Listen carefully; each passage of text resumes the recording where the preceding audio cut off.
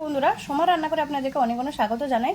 তো কেমন আছেন বন্ধুরা? নিশ্চয়ই ভালো আছেন। তো আজকে আমার একদম একটা নতুন রেসিপি হলো চাকলি, সাউথের একটা ডিশ। তো ভিডিওটা শুরু থেকে লাস্ট পর্যন্ত জরুর দেখবেন বন্ধুরা। আমি বানাবো একটা আজকে সাউথের ডিশ স্ন্যাক্স। তো চাকুলি আমি বানাবো। চাকুলির জন্য আমার লাগবে এখানে রাইস পাউডার। আমি এখানে রাইস পাউডার নিয়েছি। এখানে আমি নিয়েছি বিরির ডাল। তো এটাকে আমি রোদে শুকিয়ে রেখেছি। এটাকে আমি পাউডার করে নিচ্ছি বিরির ডালটাকে। এখানে আমি পাউডার করে নিয়েছি। বিরির ডালটা আমি পাউডার করেছি, দেখুন একদম প্লেন করে পাউডারটা করতে হবে। এটাকে ছানার দরকার নেই, এভাবেই আছে। তো এখানে আমি একটা গামলা নিয়ে নিচ্ছি, গামলার মধ্যে আমি ঢেলে দিচ্ছি। আমি ডালের পাউডারটা ঢেলে নিয়েছি, এবার আমি রাইস পাউডারটাও দিয়ে দিচ্ছি। এবার স্বাদ মতো নুন লাগবে আমার, অল্প করে আমি জিরা দিচ্ছি। এখানে গরম তেল লাগবে, 1 চামচ আমি তেল দিচ্ছি। এটাকে ভালো করে এভাবে মেখে নিব।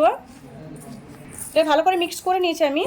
এবার অল্প করে জল দিয়ে আমি এটাকে মেখে নিব। অল্প অল্প একদম হাতের মধ্যে জল দিয়ে দিয়ে মাখতে হবে এটাকে।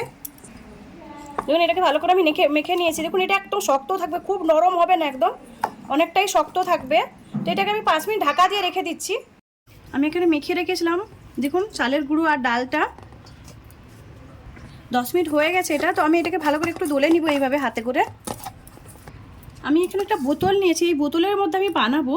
দেখুন আমি বোতলটাকে আমি কেটে নিয়েছি। আর আমি একটা ঢাকনাটাকে আমি ছুরি দিয়ে ডিজাইন করে নিয়েছি। এভাবে ভালো করে একটু দলে নিয়েছি হাতের মধ্যে। আমি একটা প্লেট নিয়েছি। তো প্লেটের মধ্যে এইভাবে ঝেঁকে ঝেঁকে দেখুন কি সুন্দর হয়ে যাচ্ছে চাকলিগুলো। এভাবে দেখুন, এটা যেভাবেও বানানো যায়, গোল গোলও বানানো যায়, এভাবে ছোট ছোট করেও বানানো যায়। তো আমি একটা হামাদস্তার ইয়েটা নিয়েছি। এই দেখুন এই ডান্ডাটা দিয়ে দাবাচ্ছি, দাবালেই বেরিয়ে যাচ্ছে কি সুন্দর করে। তো এইভাবে আমি বানিয়ে নিচ্ছি। দেখুন আমি সবগুলো বানিয়ে নিয়েছি, দেখুন কি সুন্দর করে বানিয়ে নিয়েছি আমি। এদিকে তেলটা বসিয়ে দিয়েছিলাম, তেলটা গরম হয়ে গেছে, আমি ছেড়ে দিব। তেলটা একদম গ্যাসটা স্লো রাখতে হবে, স্লো গ্যাসেই ভাজা হবে এটা আস্তে আস্তে করে। এবার আমি উল্টে দিব। দেখুন এক সাইডে হয়ে গেছে,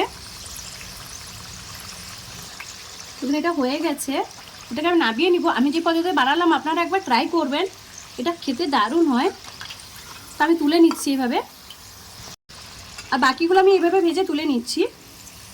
দেখুন আমার চাকলিগুলো সব রেডি হয়ে গেছে। আমি একটা ভেঙে দেখাচ্ছি কত ক্রিস্পি হয়েছে, দেখুন কতটা ক্রিস্পি হয়েছে। আমার এই চাকলির রেসিপিটা যদি ভালো লাগে তো লাইক করুন, শেয়ার করুন, সাবস্ক্রাইব করুন, আর আমাকে কমেন্ট করে জানান আমার চাকলির রেসিপিটা কেমন লাগলো। ধন্যবাদ বন্ধুরা, ভালো থাকেন।